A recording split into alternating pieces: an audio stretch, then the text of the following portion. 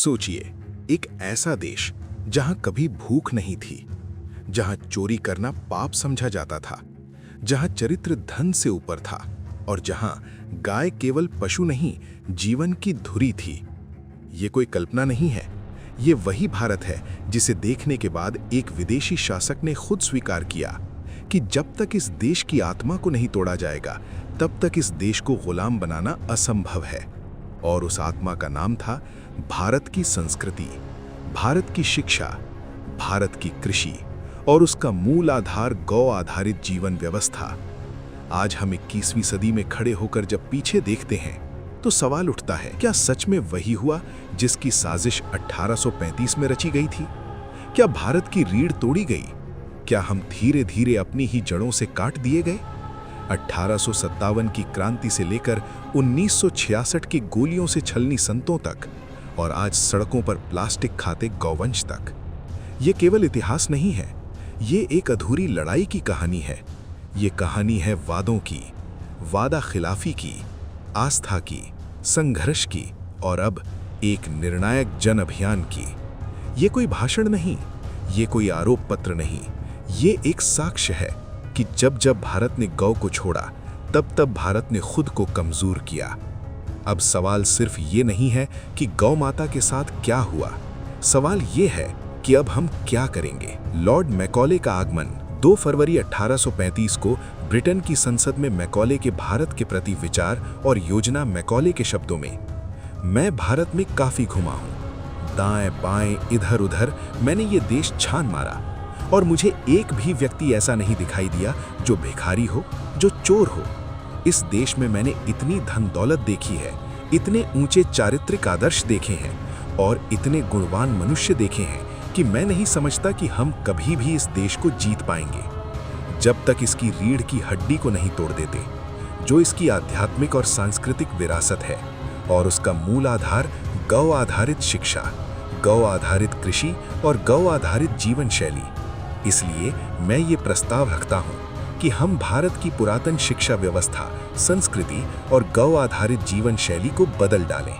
अगर भारतीय ये सोचने लग जाएं कि जो भी विदेशी और अंग्रेजी है वो अच्छा है और उनकी अपनी चीजों से बेहतर हैं, तो वे अपने आत्म गौरव, आत्मसम्मान और अपनी ही संस्कृति को भुलाने लगेंगे और वैसे बन जाएंगे जैसा हम चाहते हैं, एक पूर्ण रूप से गुलाम भारत। अंग्रेज द्वारा भारत पर सत्ता।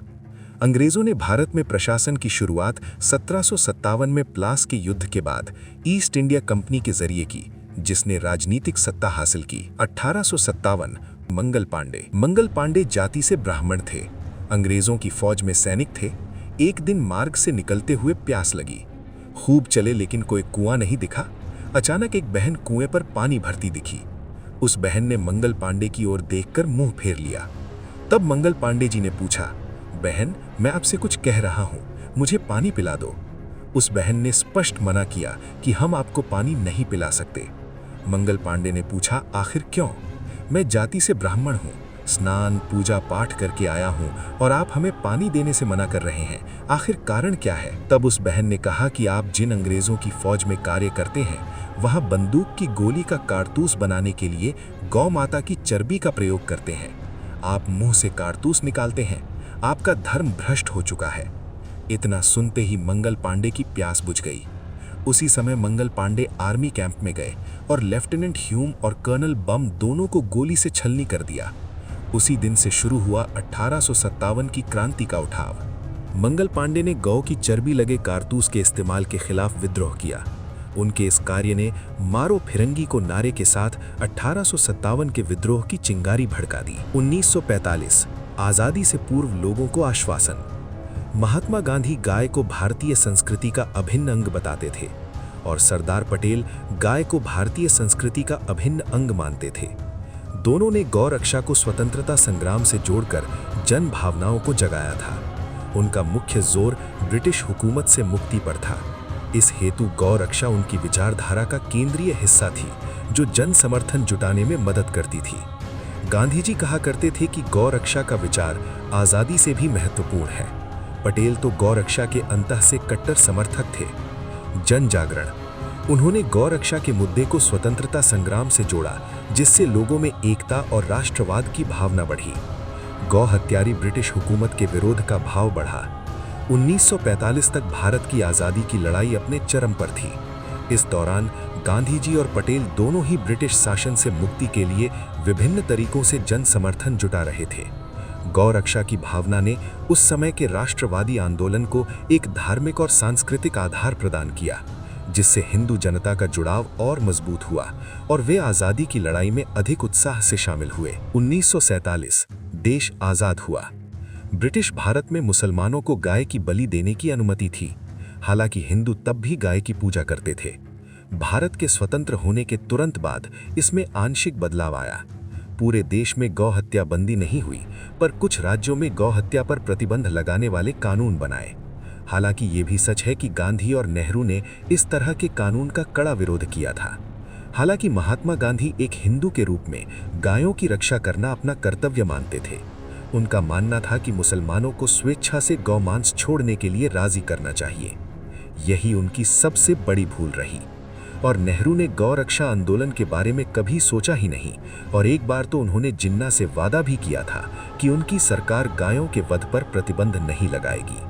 अभिनव चंद्र चूड़ ने अपनी किताब में इंडियाज स्ट्रगल फॉर फ्रीडम के वॉल्यूम 3 के हवाले से नेहरू के एक पत्र का जिक्र किया, जो उन्होंने 6 अप्रैल 1938 को मोहम्मद अली जिन्ना को लिखा था। पत्र में नेहरू ने लिखा, जहां तक गौ हत्या का सवाल है, कांग्रेस के खिलाफ काफी गलत और बेबुनियाद प्रचार किया गया है, जिसमें कहा गया है कि कांग्रेस इस मामले में मुसलमानों के स्थापित अधिकारों को प्रतिबंधित करने के लिए कानून बनाकर इसे जबरन रोकने जा रही है। कांग्रेस इस मामले में मुसलमानों के स्थापित अधिकारों को प्रतिबंधित करने के लिए कोई विधायी कार्यवाही नहीं करना चाहती। अंत में ये निर्णय लिया गया, गौ हत्या रोकने के लिए कांग्रेस नहीं बनाएगी कानून। जिन्ना को खत लिख नेहरू ने दिलाया था भरोसा। बॉम्बे हाईकोर्ट के वकील ने अभिनव चंद्र चूड़ ने अपनी किताब Republic of religion, the rise and fall of colonial secularism in India में नेहरू के एक पत्र का जिक्र किया, जिसमें उन्होंने जिन्ना से गायों के वध पर प्रतिबंध न लगाने का वादा किया है। गौ हत्या के खिलाफ कानून नहीं चाहते थे गांधी। जुलाई 1947 यानी आज़ादी से 1 महीने पहले गांधी और अन्य नेताओं को भारत में गौ हत्या पर प्रतिबंध लगाने वाले कई टेलीग्राम और पत्र मिलने लगे। 19 जुलाई 1947 को महात्मा गांधी ने एक भाषण दिया, जिसमें उन्होंने कहा कि वो नेहरू या सरदार को भारत में गौ हत्या पर रोक लगाने वाला कानून बनाने के लिए नहीं मनाएंगे।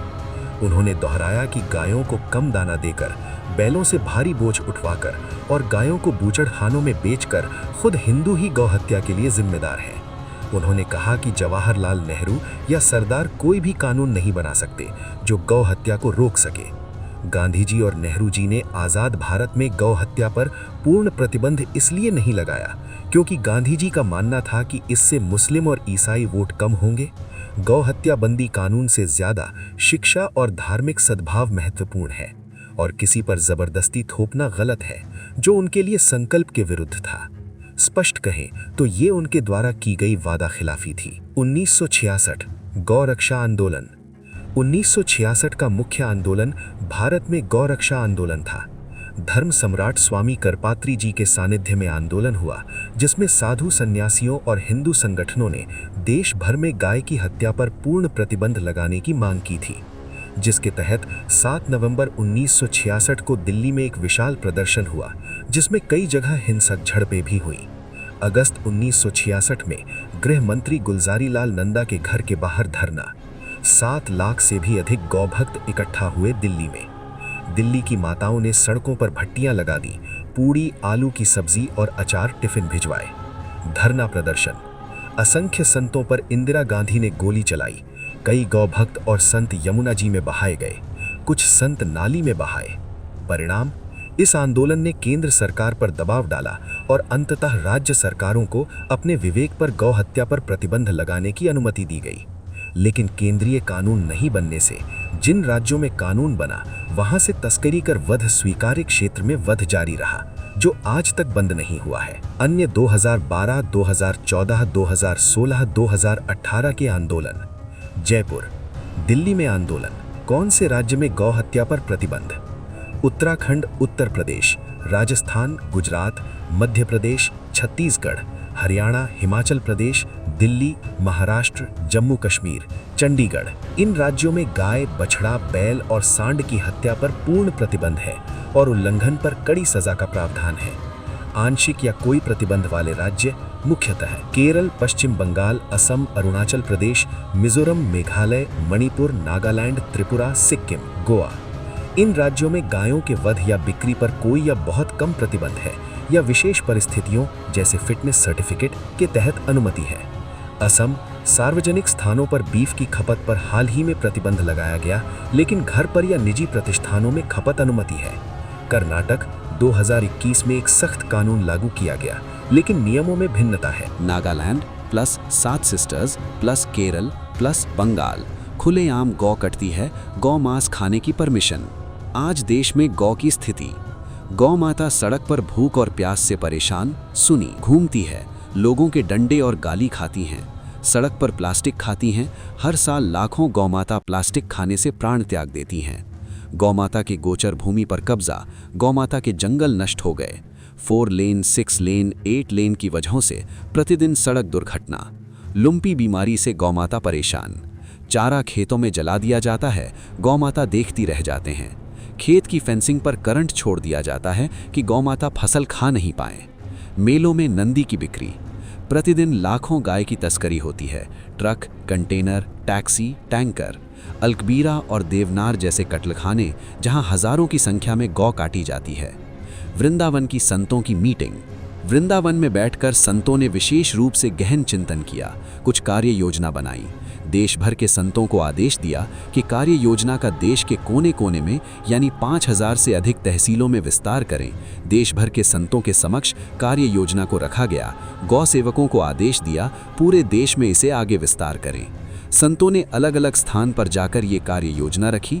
राजस्थान, मध्य प्रदेश, उत्तर प्रदेश, बिहार, कश्मीर, पूर्वांचल, बंगाल सहित देश के प्रत्येक प्रांत, देश हर कोने में इसका प्रचार हो रहा है। सोशल मीडिया, पोस्टर, स्टिकर्स, प्रवचन के माध्यम से खूब प्रचार प्रसार हो रहा है। 5 माह यानी दिसंबर से अप्रैल तक गहन प्रचार प्रसार एवं जनसंपर्क कर सकल सनातन भारतीय समाज को अभियान से जोड़ेंगे। पूर्ण तैयारी कर दिनांक 27 अप्रैल 2026 यानी सोमवार को उस क्षेत्र के सभी गौ भक्तों एवं संतों के साथ मिलकर तहसील ब्लॉक मुख्यालय जाकर तहसीलदार, एसडीएम को माननीय राष्ट्रपति महोदया, भारत के प्रधानमंत्री महोदय, राज्य के माननीय राज्यपाल महोदय, राज्य के मुख्यमंत्री महोदय के नाम गौ सेवा, गौ सुरक्षा और गौ सम्मान के निमित्त प्रार्थना पत्र देंगे। इसके पश्चात 2.5 माह यानी मई, जून, जुलाई तक शासन से सकारात्मक संवाद करते हुए प्रतीक्षा करेंगे। दिनांक 10 जुलाई 2026 तक राज्य सरकार और केंद्र सरकार की ओर से आशा अनुकूल उत्तर और परिणाम प्राप्त हो जाता है तो 27 जुलाई 2026 यानी सोमवार को देश के प्रत्येक जिला केंद्रों पर जाकर जिला कलेक्टर के माध्यम से शासन और सरकार को धन्यवाद पत्र देंगे। किसी कारणवश तय तिथि तक सकारात्मक परिणाम नहीं मिलता है तो 27 जुलाई 2026 यानी सोमवार को प्रत्येक जिला केंद्रों पर जाकर जिला कलेक्टर को माननीय राष्ट्रपति महोदया, भारत के प्रधानमंत्री महोदय, राज्य के माननीय राज्यपाल महोदय, राज्य के मुख्यमंत्री महोदय के नाम गौ सेवा, गौ सुरक्षा और गौ सम्मान के निमित्त प्रार्थना पत्र देंगे। पुनः 3 माह यानी नवंबर, दिसंबर, जनवरी तक 2.5 माह शासन से सकारात्मक संवाद करते हुए प्रतीक्षा करेंगे। 3 माह प्रतीक्षा करने पर राज्य सरकार और केंद्र सरकार की ओर से 26 जनवरी 2027 तक आशा अनुकूल उत्तर अथवा परिणाम मिल जाता है तो 27 फरवरी 2027 यानी शनिवार को सभी राज्यों के 5000 तहसील और 780 जिलों के नियुक्त किए सभी गौसंत एवं गौ भक्त 1 महीने तैयारी करके अनेकों यानी 1 करोड़ से अधिक गौ प्रेमियों को लेकर दिल्ली पहुंचेंगे और सरकार को धन्यवाद प्रदान करेंगे। अगर किसी भी कारण से गौ सेवा, गौ सुरक्षा और गौ सम्मान हेतु 26 जनवरी 2027 तक भी सरकार की ओर से सकारात्मक गौ कार्य नहीं होता है तो 36 प्रांतों के 780 जिलों, 5000 तहसीलों के नियुक्त किए सभी गौसंत एवं गौ भक्त 1 महीने तैयारी करके अधिकाधिक गौ प्रेमियों को लेकर दिनांक 27 फरवरी 2027 यानी शनिवार को राष्ट्र की राजधानी दिल्ली पहुंचकर शांतिपूर्ण तरीके से संकीर्तन करते हुए गौ सेवा, सेवा, गौ सुरक्षा एवं गौ सम्मान के लिए केंद्र सरकार से नियमित पत्र लेखन के माध्यम से आह्वान करेंगे।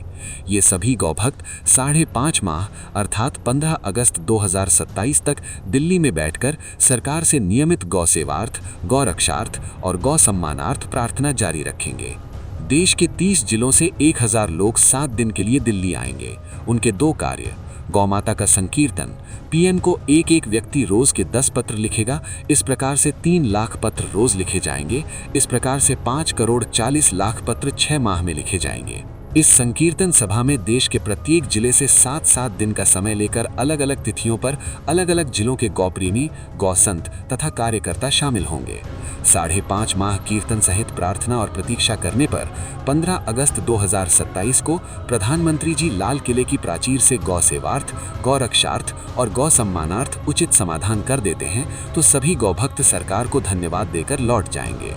उपरोक्त 4 चरणों में यानी तहसील, जिला, राज्य और केंद्र में 16 माह तक शांतिपूर्ण प्रार्थना करने पर भी सरकार की ओर से गौ सेवार्थ, गौ रक्षार्थ और गौ सम्मानार्थ उचित उत्तर और आशा अनुकूल परिणाम नहीं मिले तो 16 अगस्त 2027 को सोमवार को 5-5 गौभक्त और संत आमरण अनशन पर बैठेंगे। अनशन में किसी एक गौ सेवक के गौहित प्राण जाने पर उसकी जगह दूसरे गौप्रेमी संत या भक्त आमरण अनशन पर बैठेंगे। ये क्रम तब तक जारी रहेगा जब तक गौ सेवा, गौ सुरक्षा और गौ सम्मान नहीं मिल जाता। ये अभियान किसी एक संत की नहीं है, ये अभियान किसी एक संगठन की नहीं है, ये अभियान किसी धर्म की नहीं है, ये अभियान भारत की आत्मा की है। आज गौमाता सड़क पर है, कल शायद हमारी पहचान सड़क पर होगी। आज वो प्लास्टिक खाकर मर रही है, कल हमारी पीढ़ियां जहर खाकर जिएंगी। आज उसके जंगल छीने गए हैं, कल हमारी धरती छीनी जाएगी। इतिहास गवाह है, 1857 में जब गौ की अस्मिता को चोट लगी तो एक सैनिक ने विद्रोह कर दिया। 1966 में जब संतों ने आवाज उठाई तो गोलियां चली। और आज फैसला हमें करना है। क्या हम भी इतिहास का एक मूक पन्ना बनेंगे या वो पीढ़ी बनेंगे जिसने कहा अब नहीं। अब ये अभियान याचना नहीं है, ये टकराव नहीं है, ये शांत, संगठित, सांविधानिक और निर्णायक संकल्प है। तहसील से लेकर दिल्ली तक, पत्र से लेकर संकीर्तन तक, प्रार्थना से लेकर आमरण अनशन तक, हर चरण ये कह रहा है, हम थकेंगे नहीं, हम टूटेंगे नहीं और हम तब तक रुकेंगे नहीं जब तक गौ सेवा, गौ सुरक्षा और गौ सम्मान राष्ट्र की नीति नहीं बन जाती। 15 अगस्त 2027 ये केवल एक तारीख नहीं है, ये एक परीक्षा है, सरकार की भी और समाज की भी। क्योंकि जो राष्ट्र अपनी माता की रक्षा नहीं करता वो राष्ट्र इतिहास में नहीं केवल किताबों में बचता है। अब निर्णय आपके हाथ में है, या तो हम देखेंगे या इतिहास बनाएंगे।